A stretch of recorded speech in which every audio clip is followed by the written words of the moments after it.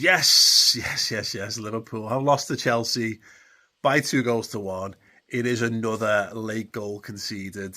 And it is 3 games now on the bounce that Liverpool have not just not won.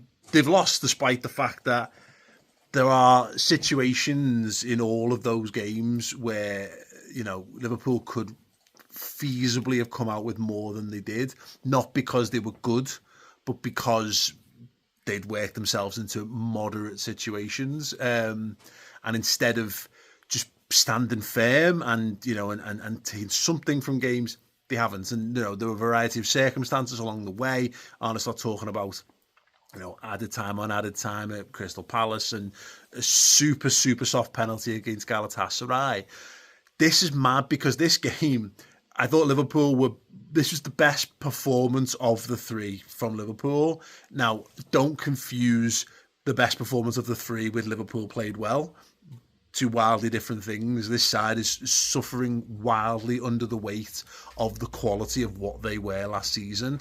They are not anywhere near that level and have not at any point during this season consistently, beyond individual spells in football games, gotten close to the standards that they set last year. And that was all right when they were ticking over and winning points.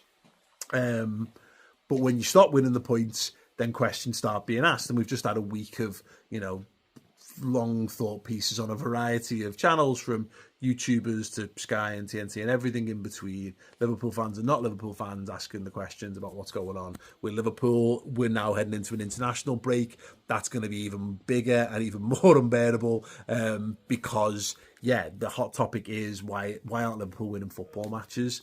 And I'd love to know what that answer is myself. And at this point, I kind of think Slot would like to know what it is. Is it tactical? Is it, a variety of the off the pitch things, which I don't think should be forgotten about, and I think it's worth continuing to mention.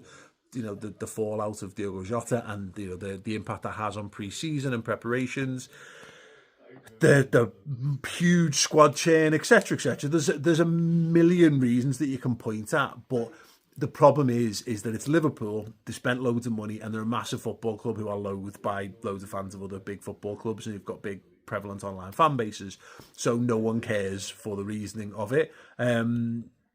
We should care as Liverpool fans, because ultimately we've got to turn up and watch it. We're the ones who have to put ourselves through this on a regular basis, and we have had it good for a year.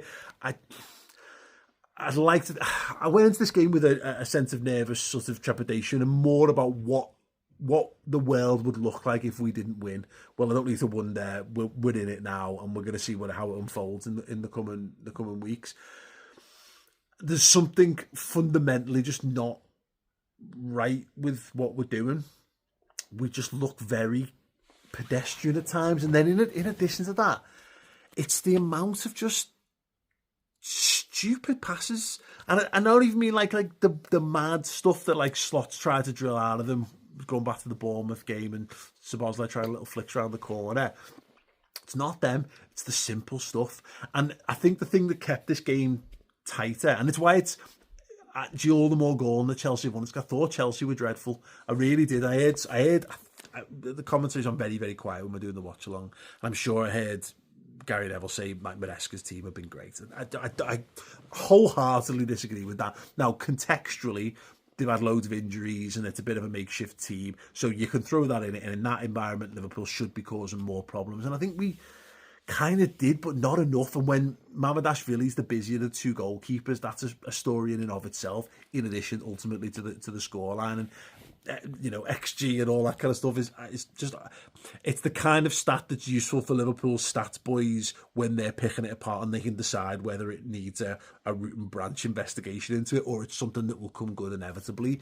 Right here and now, as a fan, just sat here feeling really annoyed with Liverpool, because we made the decision with 5 minutes to go in that game, with 1 sub left, to bring Endo on, and that was Arne Slot saying, you know what, point, fine. We've got ourselves back in it. We've got away with 1.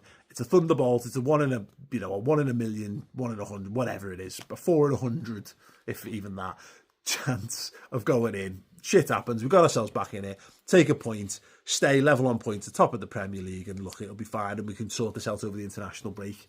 And being captain hindsight, would it have been better just to bring Chiesa on and go for it? Because Chelsea went for it, and you could see the difference in how they were attacking at the end. They were getting it to Garnacho, and they were getting it to Estevao, and they were having runners. They were charging at our defence, looking for through balls, and what, 2, 3, 4 times, balls getting flashed across the box, and eventually one works out for them, because they committed to it. And we sort of did. Like, Robertson gets into 2 dangerous-ish positions, but it never really feels like it's because it's been worked. It feels like Robertson's made the run because it draws space.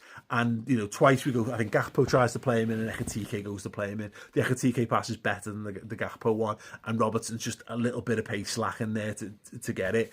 But it never really felt like a concerted attack from Liverpool. Like, we were swarming the box and causing it. And Chelsea, they were so bad.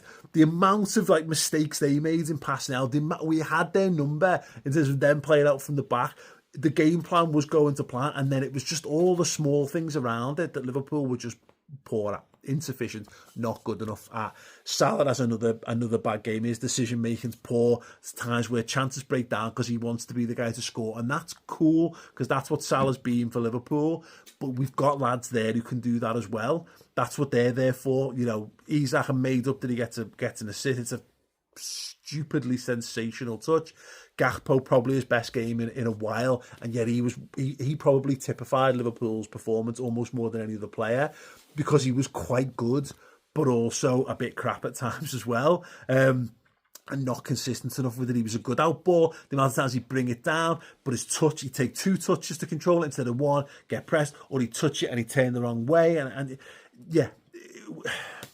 this, and again, I feel like I've been doing this a very, very long time, right? This is like 16th year of doing this, and I've been in situations where Liverpool have lost games and I've been really annoyed with it, and I've come on here, and as a generally glass half full kind of person, I'll try and go, but when you've lost 3 games on the bounce, you just sound like a prick trying to find things, a moderate take on these things. So I'm not going to waste too much energy trying to find it, other than to say that the way that Liverpool have dropped points in those games, you can do that at any point during the season. But if it's sprinkled throughout the season, it's fine. That's how a season's constructed. It's 3 on the bounce. And 3 on the bounce, whether it's part of a deep-rooted problem, is kind of irrelevant, because right now it is one. And Liverpool should improve and will improve with more time on the training ground and more time of these new players playing together. Seeing more flashes from Isak and more flashes from Wirtz, and Ekitike's been a real success story since joining. But we haven't gelled yet.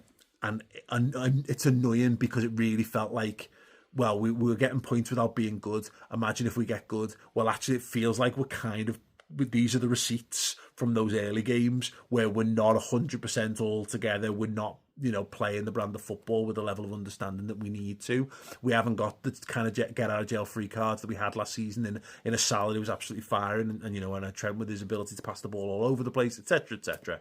McAllister's not up to speed. He's not fit. The centre forward that we've bought hasn't had a pre-season, etc. Loads of these things. There we go. It's as moderate as I'm going to get on that. I'm annoyed. I don't want to talk about this, and I don't want to have to spend the next 2 weeks living in all the misery where everyone is turning the screw, trying to make us feel worse about supporting our football club. So I'm probably just going to have a big old look at the red ribbons on the Premier League trophy, and do something else for a bit. And if you do that too, that's fair play to you. But if you want more, if you want to be a glutton for punishment and or look for some comfort, then please come and join us on Redmen Plus, because we're going to be here. We're going to help guide us through for the next couple of weeks of international football when Liverpool haven't been great. Trust me, guys, we've been here before, and we've been here before with infinitely worse teams, squads and managers than we've got now. So we're probably going to be all right, even though it doesn't feel it, because 3 defeats is utterly shite. Nice one.